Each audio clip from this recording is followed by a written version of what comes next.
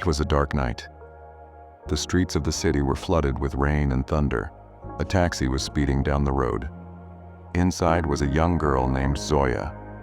There was fear in his eyes and a secret in his heart.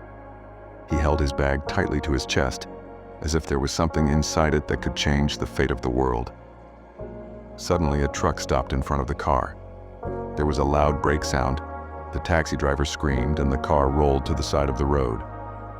Zoya looked out of the window. Some people dressed in black were descending. They had modern weapons. Zoya stopped breathing. They were the ones he ran away from. He picked up his bag and ran.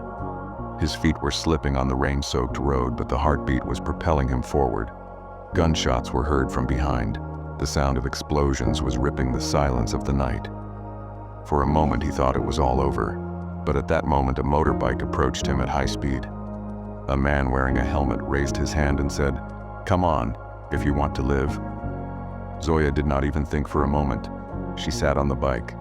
The bike skidded off the road in the darkness. On the way, Zoya asked in a trembling voice, "Who are you?"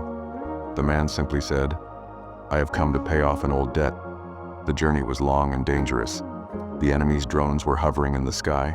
The vehicles were chasing, but the man continued to dodge everyone with great skill. Finally, they both arrived at an abandoned factory outside the city. There were others waiting in the dark. All of them were members of a secret group working to save the world from destruction. Zoya opened the bag. There was a small drive-in. The drive preserved a program that, if it fell into the wrong hands, would have shut down entire city systems, electricity, water, and even hospitals. Millions of people could die. Suddenly, the doors of the factory burst open. The enemy entered. Fire and smoke started. Zoya got scared, but the man who had saved her went ahead and started fighting, putting his life at stake. In the noise of explosions, screams, and gunshots, Zoya gathered all her courage and put the drive into the computer. His hands were trembling, but he activated the program. A few seconds later, the enemy's weapons were disabled, their drones began to fall, and their system was shut down.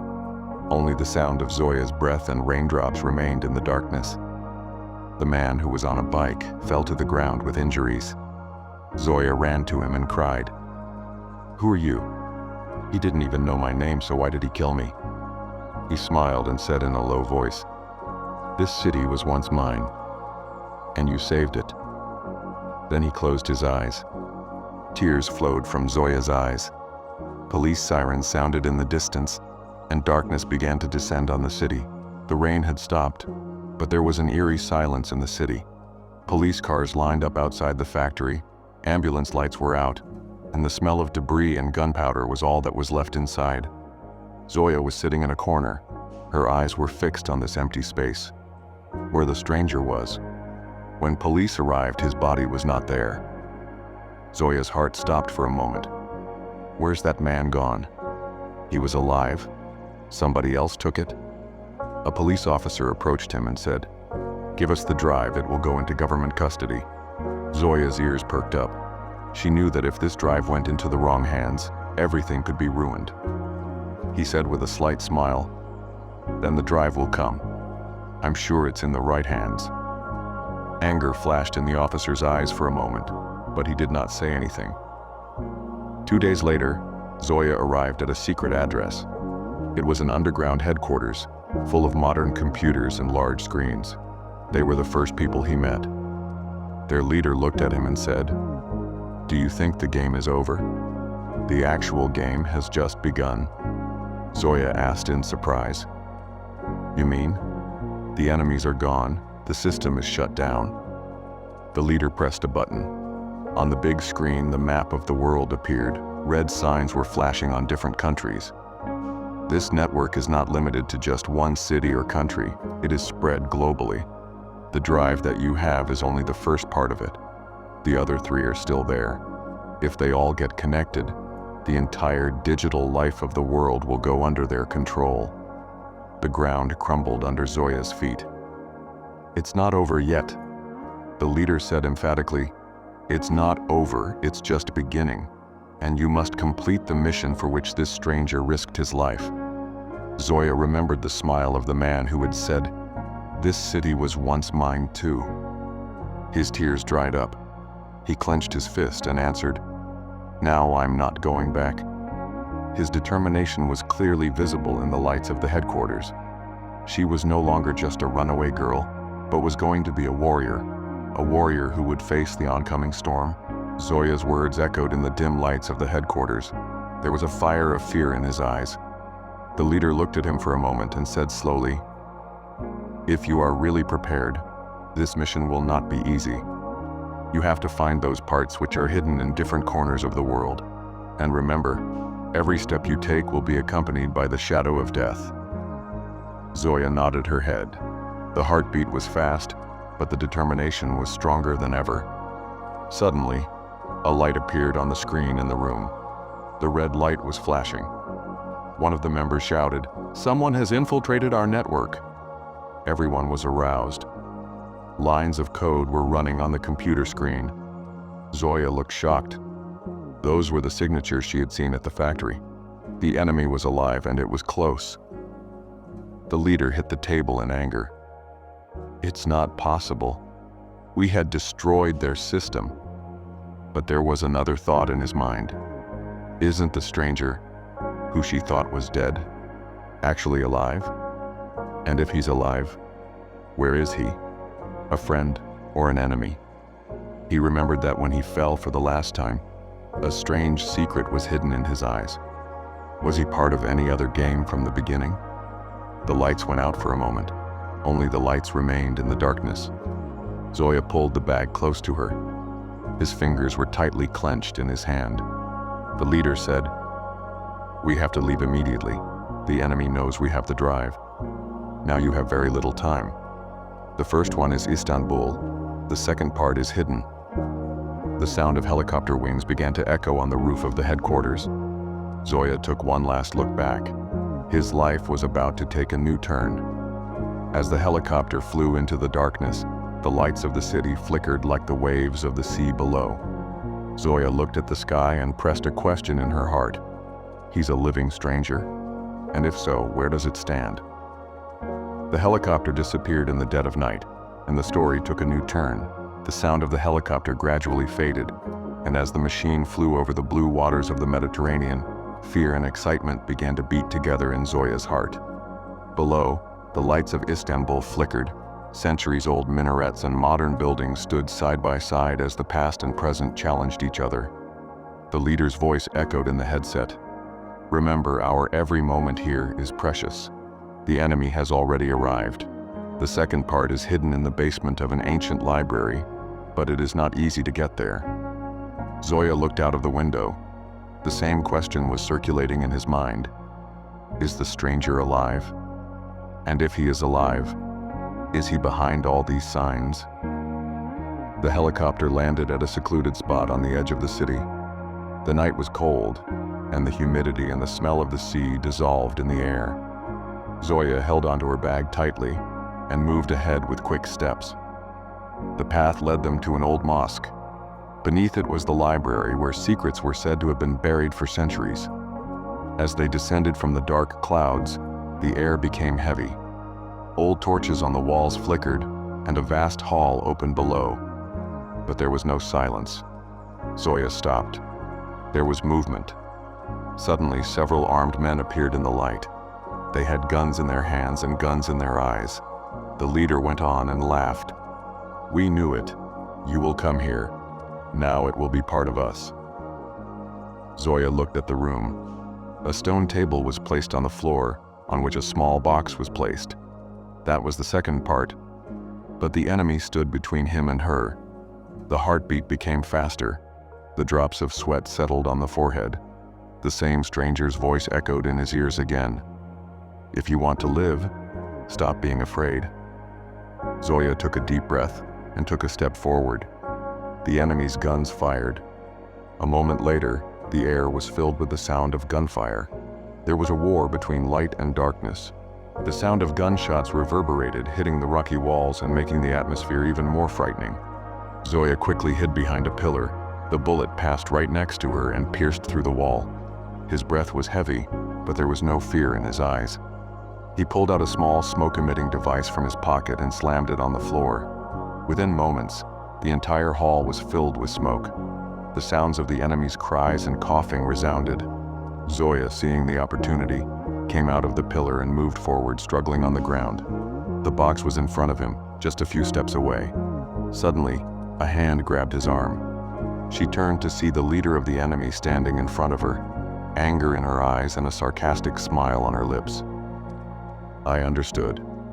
You'll win easily." He groaned. Without wasting time, Zoya twisted her leg and pushed him back.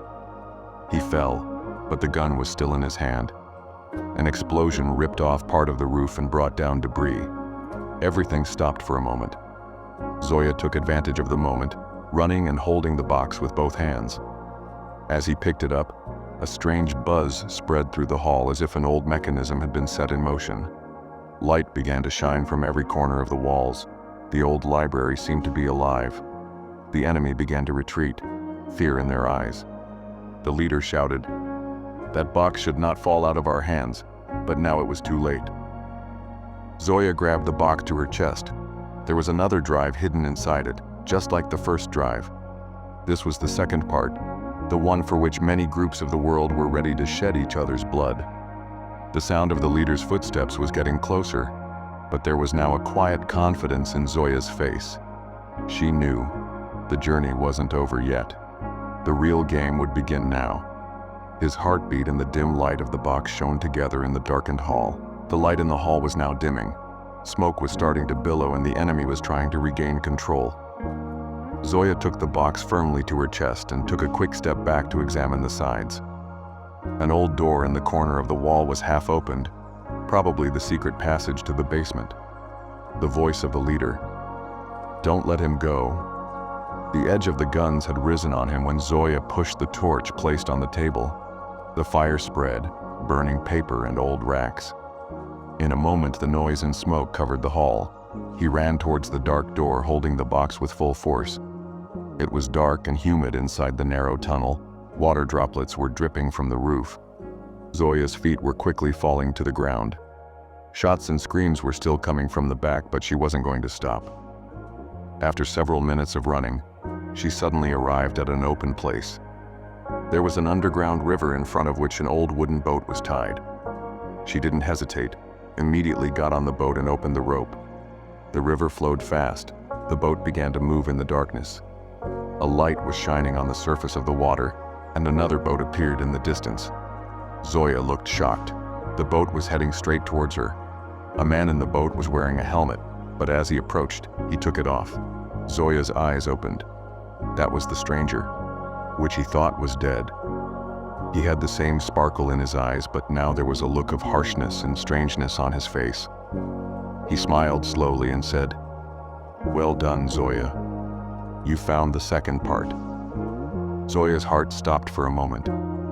The words fell on his lips. "You're alive? And who are you with?" The waves of the river were bringing the two boats closer. Tension was rising in the air, and Zoya's hands were still clenched on the box. In the darkness, the decisive moment between the two was approaching. The two boats stood face to face. The waves of the water continued to collide, and there was a strange calm in the air. Zoya's eyes were in the eyes of the stranger. Both fear and questions were pulsating in her heart. The stranger slowly raised his hands as if to show that he had no intention of hostility. "You thought I am dead?" he said. There was a slight tiredness and heavy calm in his voice, but I was only wounded. And then they all left me. There's only one goal left: to save you and this mission. Tears welled up in Zoya's eyes. She wondered for a moment whether she could trust him or not. But then he remembered the moment he had risked his life to save her. He wasn't lying. He wasn't lying. The stranger approached his boat and said, "This is your box. You have to complete it. And remember, you're not alone. As long as I'm breathing, nobody can reach you." Zoya smiled for the first time with a beating heart and said, "Then, this fight we will fight together." The stranger nodded his head. The two boats continued to sail together. The echo of the enemy's noise behind was still echoing, but the fear in Zoya's heart was gone. Now she knew that she was not alone, but that a guardian was with her. The guardian who would always stand as her companion in the midst of light and darkness. The moonlight was twinkling on the surface of the water, and the two boats continued to move forward, cutting through the darkness, towards a new journey, towards a new war. But this time with hope. The boat was crossing the dark river. There was sea moisture and silence in the air, but a storm was brewing in Zoya's heart. The stranger was sitting right in front of him, eyes fixed on the water. There was peace on his face, as if he already knew everything. Suddenly there was light. The river was flowing out of the mouth of a large cave into an open space, where rotting buildings stood on the shore. The stranger took hold of the rope of the boat and said slowly, "This is our next step. The enemy is ahead of us. They know that we will go ahead with the second part." Zoya asked, "How do you know where they are?" There was a light in the stranger's eyes. "Because at one time I was part of them." Zoya stopped breathing. She paused for a moment. The heart said it might be a hoax, but the brain said that if he was really the enemy, he would have finished it by now. He opened his eyes and asked, "Why did you save us?" The stranger put the boat ashore and said in a low voice, "Because I know what they are. They don't want to save the world. They want to enslave it. I swore I wouldn't let that happen." Zoya decided in her heart that she would trust him now, no matter how hard it was. They both got out of the boat and headed for the beach. In the middle of the dilapidated buildings, picturesque streets were strewn, but even in the silence there was a smell of danger. On entering a building, the floor was scorched. Water was dripping from the roof. The stranger continued, "Here the enemy has hidden the third part. But know this, as we get closer, they'll be waiting for us." Zoya pressed the box into her bag and shook her head. "I'm not scared anymore." At the same moment, a laser dot flashed on the dark wall of the room and the sound of a bullet echoed. A piece of the wall fell down. Zoya staggered back, and the stranger immediately saved her by dropping her to the ground. The voice of the enemy in the darkness. "Now the game is over. You won't get a box." Zoya and the stranger looked at each other. Another battle was about to begin in the dark building. The sound of gunfire echoed through the darkened room, the walls shaking. Zoya and the strangers were moving forward, hiding on the ground. The enemy had surrounded the building like a fortress. Laser dots were flashing from every corner, and the smell of gunpowder was poisoning the atmosphere. The stranger leaned close to Zoya's ear and said, "If we don't take this box, everything will be over. You're ready?" Zoya brushed her teeth and shook her head. "We're going to win this game." The stranger opened fire with his gun. A section of the roof collapsed, sending smoke and shards of glass into disarray. The enemy began to run away. In the same chaos, Zoya quickly ran to the table where another box was kept, the third part. But the leader of the enemy stood in front of him, the gun pointed at his heart. "This is mine," he groaned. At that moment, the stranger appeared from behind. His movement was so fast that the leader did not get a chance to handle. A fight broke out between the two men. Punches, sticks, and weapons began to echo in the building. Zoya squandered the opportunity, picked up the box on the table, and put it in the bag. The leader took out a dagger to make a final blow, but the stranger threw him out of the glass wall with an explosion with full force. The leader fell down and disappeared in the noise. There was only smoke and fire in the building. The stranger took Zoya's hand and said, "This place will explode at any moment." The two ran down the stairs. The enemy shouted back, but time was running out. As they exited, the building exploded. The flames began to touch the sky, and shards of glass shattered into the air. Zoya and the stranger jump into a car and leave the dark city streets. The wind was blowing fast. The fire was lighting up the sky behind. Zoya clutched the bag to her chest, tears in her eyes and a smile together. "We did it," he said in a low voice. The stranger looked at the road. "This is the beginning, but today, we saved the world from slavery." The car disappeared into the darkness, leaving the light of the burning building behind. The stars in the night sky were now shining brighter than ever, as if testifying to a coming tomorrow. The story ends here. Explosions, war, and sacrifice with the light of hope.